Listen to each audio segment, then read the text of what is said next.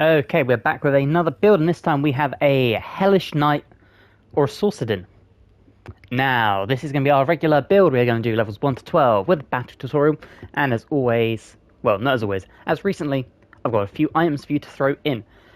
Okay, so to start this build, we are going with the Sorcerer. Main reason for this is we want the Constitution saving throw proficiencies for all of our concentration spells, and it also gives us access to Charisma saving throw proficiency. Weapons and armor aren't to be worried with at the moment because we will be taking Paladin at level 2. So, for our Sorcerer, we are going with a Hellish Warrior. So the first thing we want to start with is of course Firebolt.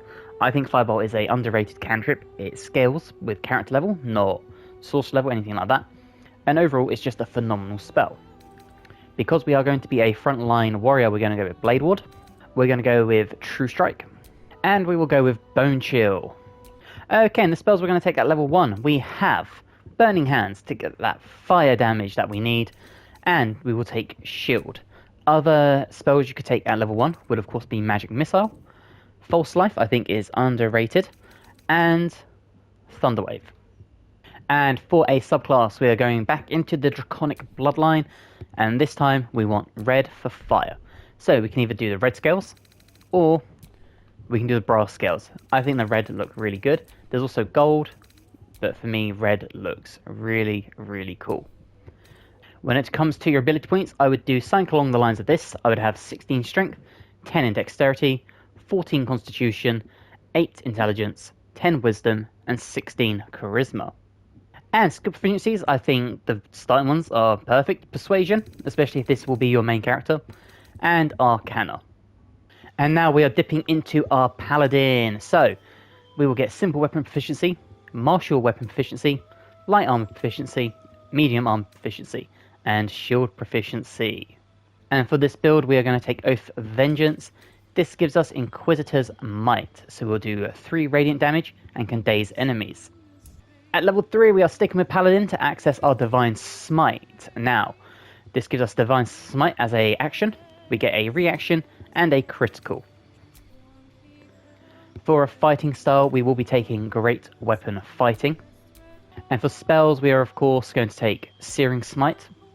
We're going to take Compelled Duel, because I think this is a great spell for pulling aggro. We will take Thunderous Smite, Wrathful Smite, and Command. Another good option here is of course Divine Favor. This will give you an additional 1 to 4 radiant damage.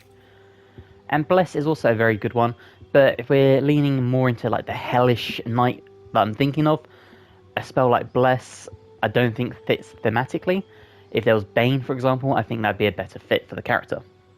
Okay, at level 4 we are going back to Sorcerer now. We get one more spell, and at this point I would take False Life. And for your meta magic, we're going to take Twin Spell and Careful Spell. So, allies automatically see saving throws against spells that require them, and Twin Spell allows us to cast a spell at 2 characters, whereas it would normally only hit 1.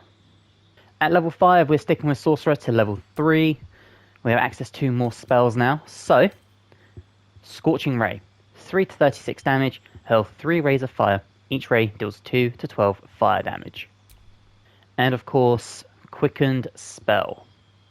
So, at level 4, we of course get a new spell, and for this one, you can really take anything. I would take a utility spell, just to fit thematically, so Light, Dancing Lights, Minor Illusion, Mage Hand, that sort of thing. I will take Light. And now, the spell you could take, there are 2 options here. I would either go with Mirror Image, or I would go Misty Step. In my opinion, because of the amount of items that you could have by level 6 that give you Misty Step, I would take Mirror Image. And for our first feat, we are going to focus on one of my favourite feats, Savage Attacker. When making melee weapon attacks, you roll your damage, die twice, use the highest result. Reason for this is because we are really focusing on our smites as well as our spell casting, and if we have our smites ticked in, this will ensure we don't roll the lowest amount for our smite damage. Okay, Sorcerer level 5, we get another spell, and we are of course taking Haste for this one. And this is what we've been waiting for, Sorcerer level 6. This gives us our Elemental Affinity damage. So when you cast a spell that deals damage of the type associated with your draconic ancestry, you add your charisma modifier to the damage. And Fireball. Shoot a bright flame from your fingers that explode upon contact, torching everything in the vicinity.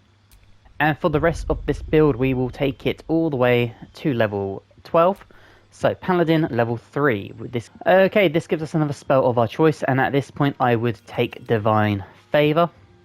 Paladin level 4 now. This is where you can really start playing with the build. It really depends on how you want to do this. I would personally, if my stats were like this, take an ASI and boost either my strength, constitution, or charisma. Again, this will depend on what items you found. If you have gloves of a Hill's Giant Strength, for example, you do not want to buff your strength. If you have items that boost your charisma, you don't want to do that, for example. I would take an ASI, and you're just going to put 2 points into whatever stat you think is most needed to be improved at this point. So for me, I will take charisma. And for a spell, we will take Cure Wounds. It's not going to be amazing, but it is just going to be a little buff up of health. Okay, Paladin level 5, we now have an extra attack, which means theoretically extra smites. And for this, we're going to take protection from poison, and we'll take Branding Smite. Branding Smite is amazing as it stops targets from turning invisible. So if you know you have an enemy that can turn invisible, you can hit them with this, and then you have completely debuffed that from them. And for our final level of Paladin, we are sticking with it. We get one more option, and I do think Lesser Restoration is the way to go. And while that is our build, please note there are 2 routes you can do this. You do not have to do the build at the same routing I did. I would start with Sorcerer, personally, just for the Constitution saving throw proficiency. But the other levels, you can do however you want. If you are more focused on being the melee aspect as opposed to the magic, you might want to put more points into Paladin to get to extra attack first. On the reverse, I've gone more to the magic side, so we got the range ability as well as the melee ability, because I like the versatility in my characters, which is why I went all the way to the draconic side to boost my magic damage. Again, it's really a toss-up.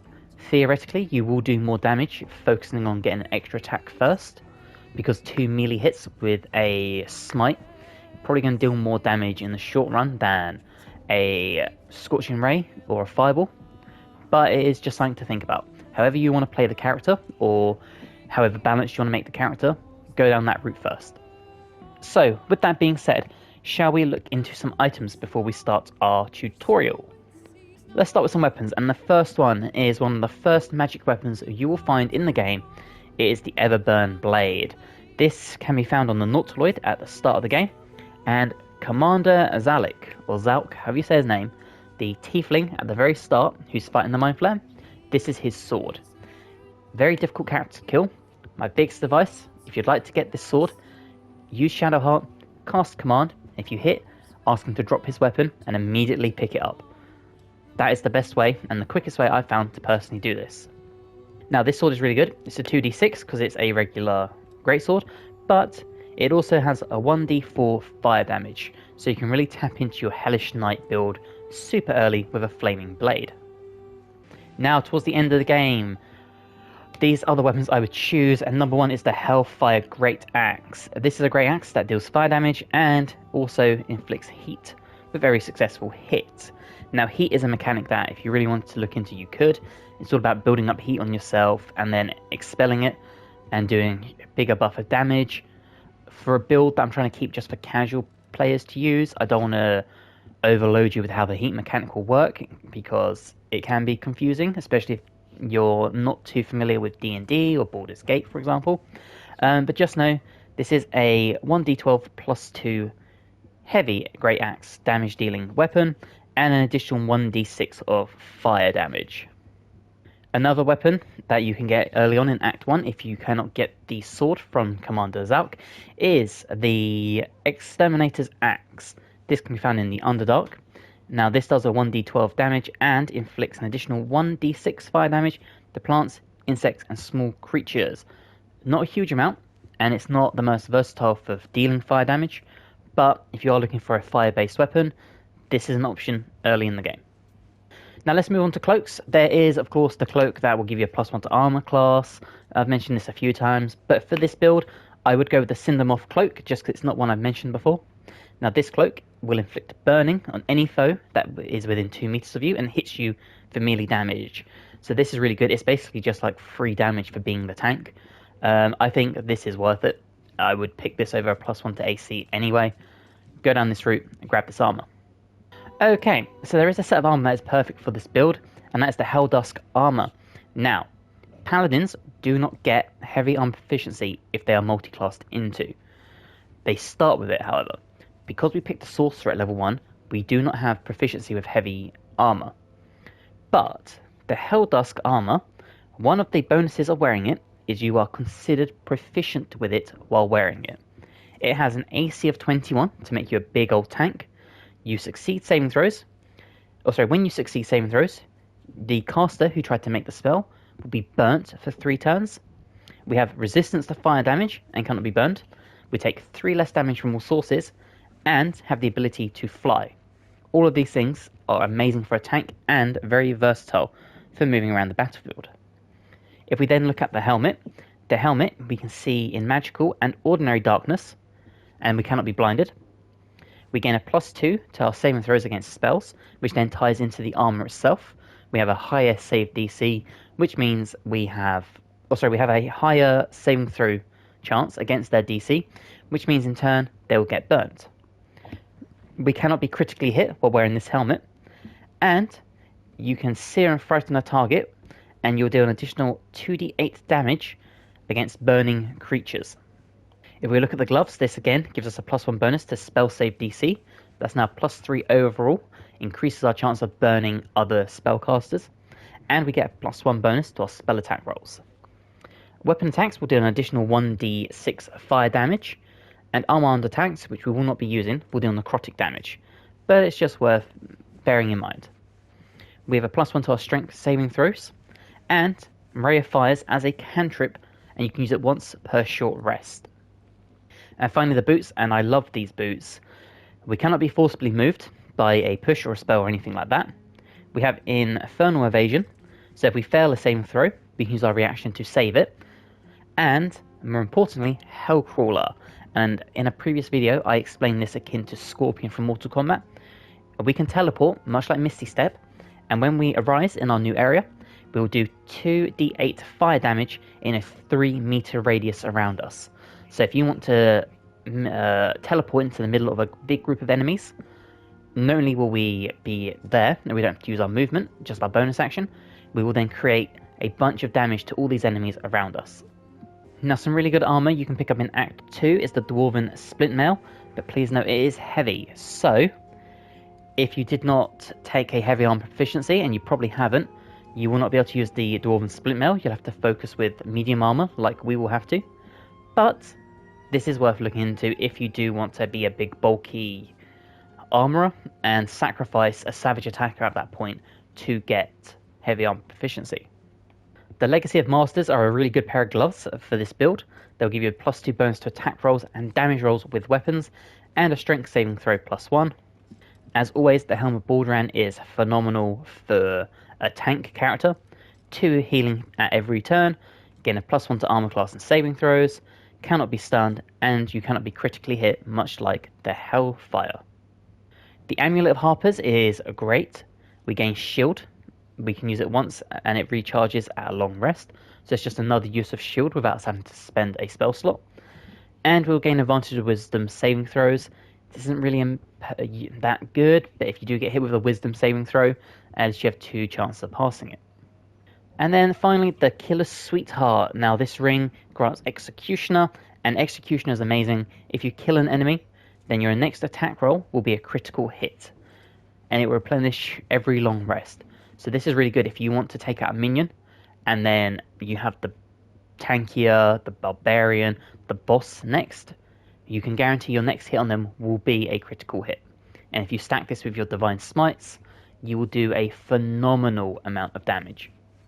Okay, so with all that being said, shall we go and find some combat? We are going to go gear up, and then I'll meet you there.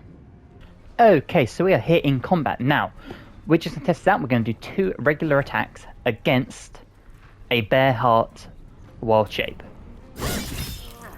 So you can see we did 9 damage, obviously this is halved.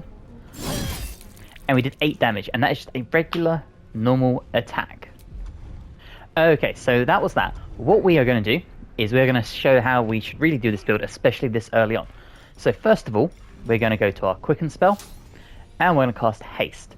Now, because we start with Sorcerer, we have proficiency in our Constitution saving throws, which means that when it comes to us losing it, because we get hit, we'll have an extra advantage at keeping it.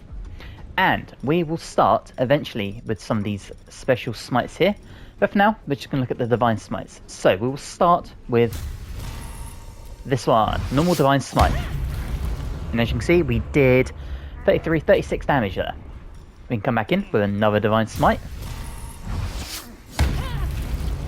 And we can simply finish them off with one last attack. Now, what's even better about this is now we have Executioner, which means we can come up here. And we are going to guarantee a crit in this now, because we just finished off an enemy. Come in here with our Divine Smite. For this, we will do probably a 3rd level, because it should be fine. And you're going to see an insane amount of damage. That was 60... I can't even... That was a 3rd level spell that we just did. 45 plus 7, so we just did almost 70 damage, 80 damage.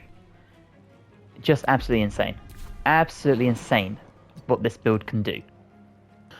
Okay, so we are now in the fight. Unfortunately, we are quite far away, but we will again show off what we can do. So we will come in here and we have Scorching Ray. Now if we do this at 2nd level, and we can't actually hit anyone, that's really annoying. So instead we will come in here with a Misty Step, 2nd level, and we are going to throw this, we'll put it just here, right at the edge. And now we have the ability to come into Fireball. We can do it at 4th level, and we'll see just how much damage we do here. There you go. Unfortunately, they did save, but we just did 32 damage, and we just did 29 to that one. And we still have our smites available and our normal attacks, so now we could come in and close the distance. And regular attacks do about 15 damage. There you go. Almost dead again. And when they do try and hit us, we have shield, so we can throw this up, and nothing hits. Now we still have our concentration on haste. Now, what I should mention is, for equipment, we picked up the Flawed Helldusk gloves, which gives us extra fire damage to our weapon attacks. We found the Flawed Helldusk helmet, so these are the flawed versions of the ones that I mentioned. The Executioner's ring, the Necklace of Augmentation, which means our Firebolt has a tiny bit extra spellcasting modifier to the damage. I had Cinnamoth Cloak, but for a weapon, if you do not want to buff your strength, then this weapon can be found in Act 3, and this is what I'm using. It's 19 damage maximum, and we get +2 to strength. Now we do lose a -1 to wisdom and intelligence, but the +2 to strength can be really, really key. So, another little thing we're going to show off is go to Quicken Spell. We can now do something such as Mirror Image. We'll cast it at 2nd level, and now we're hasted. We have Mirror Image, which means that AC is now through the roof. We have an AC of 28, and we can also cast Shield. So next up, we're going to come here, and we're going to do another Divine Smite, and we're just going to see a 1st level Divine Smite. Never mind, we're going to try again and do a 1st level Divine Smite. And as you can see there, we did a bulk load of damage. And we can simply just finish them off. Now in this instance, sadly, we do not have Mirror Image, or sorry, we do not have Execution available, because it is once per long rest. But we still have enough movement to come over here, and continue smacking. And see there, Mirror Image came in clutch. Okay, so let's check out Searing Smite. So we're going to come over here. Now this is a concentration. It will do 1 to 6 fire damage for every turn that the enemy is on fire, as long as you're concentrating. So you might want to use this instead of haste. So as you can see, we just did boatload of damage, and now we have Searing Smite for 10 turns. This also means we could come in with a Divine Smite, for example, go level 2, and now there's a chance that on the next round they will just burn to a crisp. As you can see, they took 3 damage. And they missed their hit on us. And if we just show off how powerful a Firebolt is, we will get rid of this person in front of us first. There we go, we will come up here. And unfortunately we can't now do Firebolt, but that's okay. What we have got is other things such as Wrathful Smite with Compel Duel, so we can hit this and they will not be able to come up. And we have Thunderous Smite. Now I think Thunderous Smite is amazing. It's basically like Thunderwave, but with smiting when you hit. But there's a good chance they will die on the next turn anyway. They did not, they took 2 damage that time, but another miss. And that's what's so good about this build, is that you can just leave this fire damage going, and you can just continuously chip away as long as you hold that concentration, and between Mirror Image and Shield, you should have no reason not to be able to hold it.